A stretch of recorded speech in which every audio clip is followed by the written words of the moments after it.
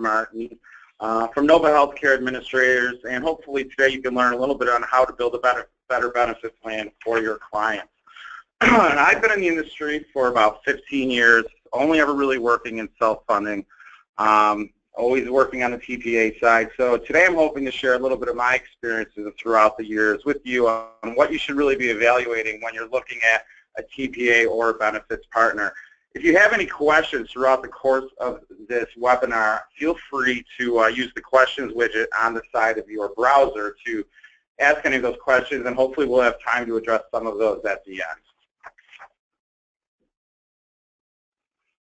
So the world as we know it today, we're all really struggling with the same problems, and that is, how do we pay for the constant increases in health insurance premiums? Over the last 15 years, employer contributions have increased about 61%, and the employee contributions have increased about 55%. I know my payroll hasn't increased 55%, or the revenue that I'm bringing into my home, so these are definitely things that need to be managed. When evaluating your solution, you want to see how your potential partners really manage what is the controllable factors. How do they manage increased utilization and consumer demand? We all know that there's a lot of things that we have no control over, so it's very important that when selecting your partner, they're really working hard to manage those controllables. Everyone really should be answering phones in a prompt manner these days. Everyone should be paying claims in a timely manner and accurately. So really what you want to focus on are what those controllables are and how their policies are on controlling those measures. You know, there's really two options to coming up with a health insurance solution. There is a self-funded solution and there's a fully insured solution. The fully insured typically, you know, transfers all of the administration and all of the risk over to the fully insured carrier, whereas the self-funded solution may involve stop-loss insurance, taking on a little bit of risk as an employer. So when you're a broker, you really want to take a look at a couple different things when making that, you know, recommendation. A lot of that really is company stability, cash flow, demographics, things like that. You know, I take a look at somebody like myself. I'm 35 years old. I go to the doctor once a year. Usually that's for my physical. So if my employer had me on a fully insured plan and I went to that doctor once a year and incurred a $100 claim, my employer would be paying out $6,000. That would be roughly $500 a month for me to have fully insured coverage, and really only me getting a $100 benefit. In a self-funded arrangement, the employer would probably partner with a TPA or a carrier to help them administer the plan, but they would really only be paying that $100 claim out of pocket for the benefits that I actually received. So a lot of times people might say, well, you know, I need help. I can't really pay for all the claims myself. So when you're a broker and you're looking at the employers, you want to select a stop-loss partner and a stop-loss level that is available to meet the inconsistencies that might be presented with cash flows based upon the size of the employer. You want to make sure that you're selecting a TPA that may handhold a smaller employer that doesn't have the strong HR department. You know, a lot of the advantages, really, I kind of already mentioned. You know, the increased savings, greater flexibility with plan design, you know, and the ability to really just drive down and identify what is going on within that plan. The opportunity to analyze data will really give you access to the cost drivers of your plan. Then the TPA should be able to make recommendations with the broker to the plan design based on your population, paying for only the services that are really incurred and hopefully increasing the employer's bottom line. So when you're going self-funded and partnering with the TPA, you want to be having collaboration, partnerships, customization, and engagement. A TPA should be a partner that holds employers' hands through the management of the plan. I always refer to them as being the caddy on the golf course. A TPA should regularly review data and then recommend strategies to mitigate claims based on an employer's specific population and utilization patterns. Finding the right fit for a network as well. A lot of times TPAs, carriers, they all really come to the table with one network solution. Really this should be analyzed on a regular, annually, semi-annually basis because networks are always changing. More and more narrow networks are becoming available. So typically what a strong TPA partner would do is take a look at that census and break it down by 3-digit zip code, see what networks they have available to them, where the members reside, and then make a recommendation between with discounts and access points. Sometimes we have networks that say we have an 80% discount off of billed charges. Well, if they only have 1 out of 10 hospitals in that area, then the members probably won't be real happy with us. Other times we have networks that say we have 10 out of 10 hospitals in the area, but maybe they're only getting a 20% discount off of billed charges. If we put that network in place, then the CFO probably wouldn't be happy to us. So we really want to make a recommendation based upon the best of both those worlds. Sometimes you might have an organization with 2 populations. Maybe you have manufacturing in Michigan and you maybe have a corporate office down in Texas. Sometimes you could always put 2 networks in place. So say you had that population in Michigan, you could use a regional network that is very strong in Michigan called Cofinity. And then maybe we had Texas population, you could use someone that was strong such as a Cigna. So it's really not a one-size-fits-all solution. You need somebody that's going to be flexible and put all the options out there on the table. Also, you're going to need stop-loss insurance. A lot of stop-loss carriers out there focus on different demographics, different size groups. So you want to really, you're going out regularly to market to a handful of different carriers. There's 2 types of stop-loss insurance. There's specific stop-loss insurance and aggregate. Specific is really on each member of the plan. So if you had 100,000 members on your plan and you had a $50,000 specific deductible, then you would be responsible for the first $50,000 in claims for each member on that plan. Typically, you would only have a handful of people within the population hit this specific deductible, but it's definitely very important to have to protect yourself against catastrophic claims. Now I ask myself, what happens if we have a $50,000 deductible and everybody on the plan hits $49,000 in claims? That specific insurance wouldn't help me out at all. So we also want to make sure that we're putting in aggregate insurance. And basically, aggregate insurance is kind of what I call sleep insurance. Typically, a few people may hit the specific deductible and all those claims would be taken on by the specific insurance. So the aggregate really doesn't get hit that often. Basically, the way they figure out the aggregate insurance is they take a look at the claims history and they project out what your claims are going to be over the course of a year. And then they add a 25% corridor. So they're projecting that your claims are going to be $1 million. If they had aggregate insurance, they would add a 25% corridor, which would be $250,000. So the aggregate protection would really kick in once the employer spent $1,250,000 in claims. And when you have that specific insurance, only $50,000 would really go towards that $1.25 million because the specific insurance would pick up the rest. So it's very rare that aggregate is needed. The premiums are usually between $5 per employee per month and $15 per employee per month. Customization of the plan design is really specific as well. You want to have wellness programs that are tailored to what is driving that specific population within the walls of that organization. A lot of times I have wellness vendors calling me saying, hey, we have the best wellness program, we have the best wellness program. Well, how do you really know what is the best wellness program when you don't know what is driving your client's trends?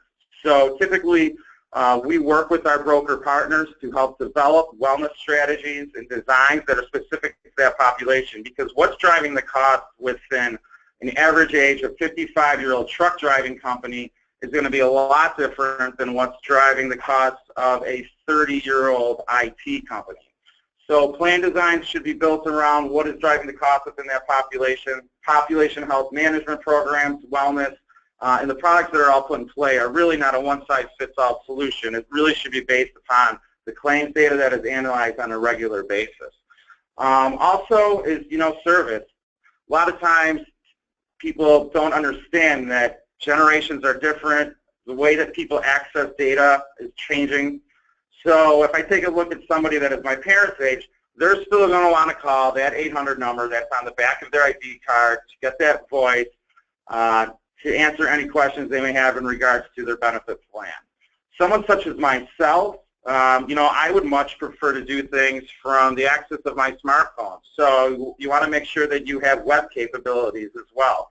At Nova, we actually have an app for the smartphone users. We have people that can access an online member portal, as well as an 800 number from 8 in the morning till 8 at night Eastern Standard Time.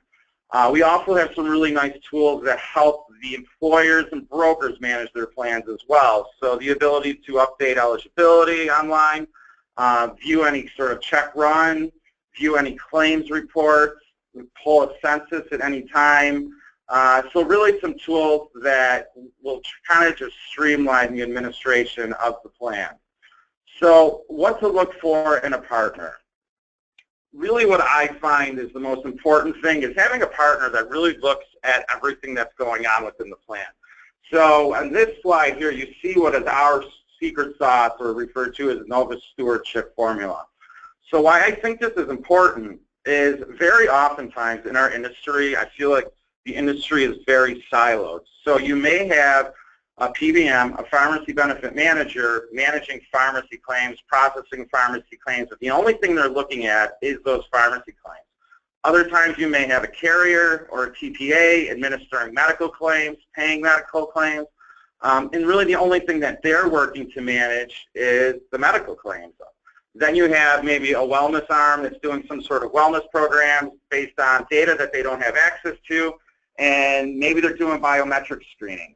But nobody is really putting all of this together. So about 3 years ago, Nova implemented a new medical management platform, and what we are really doing is breaking down all of those silos.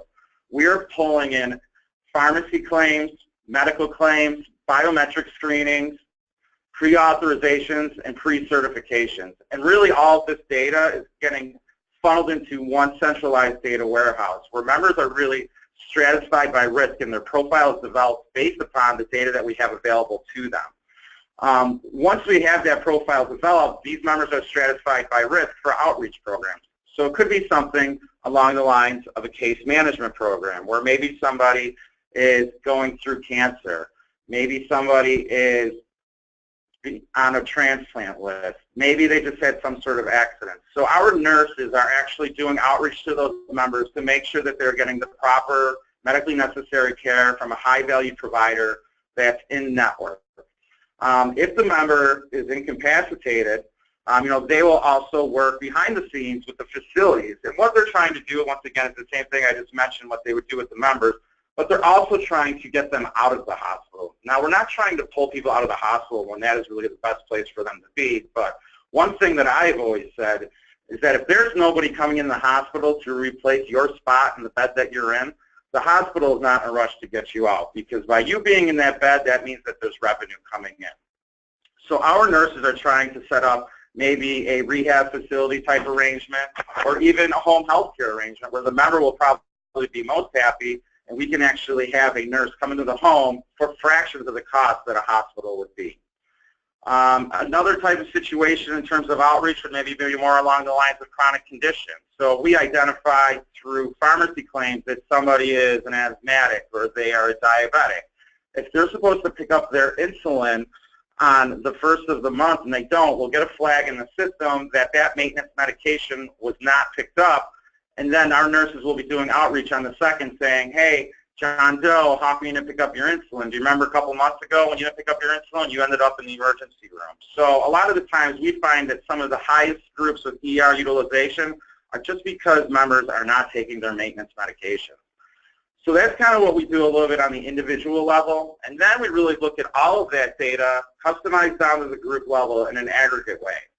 So a couple of examples of how we have put in strategies to help manage utilization patterns within our clients' populations. A group we brought on last year, January 1st, 2015, we actually, within 1 quarter, we were able to identify that the largest amount of ER utilizers was new moms. So basically what was going on is every time little Johnny coughed or sneezed, the mom would be running to the emergency room. Just because she wasn't really educated, she was scared and didn't know where else to go. So what we did moving forward was we obviously had our nurses reach out to all those new moms, and then on an ongoing basis, once they hit their third trimester, our nurses would reach out, talk to the new mom, educate them on our 24-hour nurse line, which would give them access to talk to a registered nurse 24 hours a day. No charge to the member because it's included as part of our administrative fee. But from there, talk to that educated registered nurse, tell them the symptoms of what's going on with Johnny, and let them direct you to maybe just go to the drugstore to pick up some Dimetapp. Maybe wait until the morning to go to your pediatrician. Maybe it's an urgent care scenario, but very worst case scenario, emergency room. Another example where emergency room ER utilization was being abused, we found that the group's largest amount of ER utilizers was actually dependents, ages 19 to 26. And when we dove down into the data, what we found here is that these dependents were aging off of their pediatricians and really had nowhere to go. Maybe they were away at college and didn't have any relationships there. And typically when you're in this stage of your life, mom and dad are still paying for everything. So even if you put the Band-Aid on the wound, and like a lot of plans do when you have ER issues, and just increase the copay, you know, the dependents didn't really care what the copay was. They were still abusing the ER. So what our nurses did in this situation is they actually did outreach to that dependent, that member, and set up three-way calling with a physician in their area that was accepting new patients. So in this situation, you know, once again, the problem was ER utilization, and instead of just increasing the copay, we were able to dig down into the data.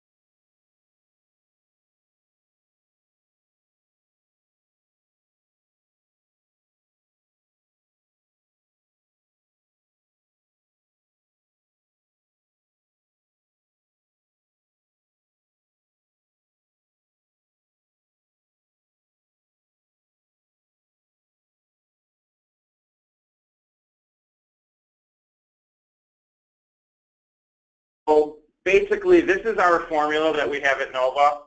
We are constantly pulling in every piece of data and working with our broker partners, our mutual clients, to help develop certain strategies to try and impact the employer's bottom line. I mean, really, at the end of the day, that is our goal, and that's what we're trying to accomplish. Keep employees happy, keep them productive, keep them healthy, keep them engaged, but really help control the employer's bottom line. And one of the biggest ways of controlling the employer's bottom line is really avoiding claims in general. Discounts are very important at the end of the day, especially when you're in a self-funded plan. You're paying claims out of your pocket, so you want to make sure you're getting a strong discount. But I think avoiding a claim in general is 10 times better than the best discount you can find out there. So what you see here on this slide is some statistics of the industry average for inpatient days per 1,000, and then Nova statistics over the last 2 years. So the slide that we were reviewing before, what I referred to as our secret sauce, these are the measurable results that we are seeing, which are directly going to our client's bottom line. So when you're evaluating a partner, you know, see if they can show you these numbers. A lot of times, you know, they might have a lot of nice bells and whistles, but are they really rolling up their sleeves, digging down, and helping you manage your plan? So in 2015, Nova had 200.4 inpatient days per 1,000, where the national average was about 246. Total admissions per 1,000 in 2015, Nova was 47.9, which is about 10 below the national norm of 57.5. Once again, just want to reiterate, avoiding claims in general is better than any discount you can have. ER visits is something that we just talked about with my last two examples. A lot of times people try to regulate ER visits just by regularly increasing the copay on their ER plan within their benefit design. So we kind of refer to that as, you know, treating the symptom and not the root cause. So we feel that by treating that root cause and drilling down into the data, we can perform much stronger than just adjusting a copay. So if anyone has any questions, feel free to email them in through the question widget. And also, all my contact information is above. So if there's really nothing that you have a question on right now, feel free to email me or give me a call whenever you want. And hopefully I will be of assistance to you. Do we have any questions?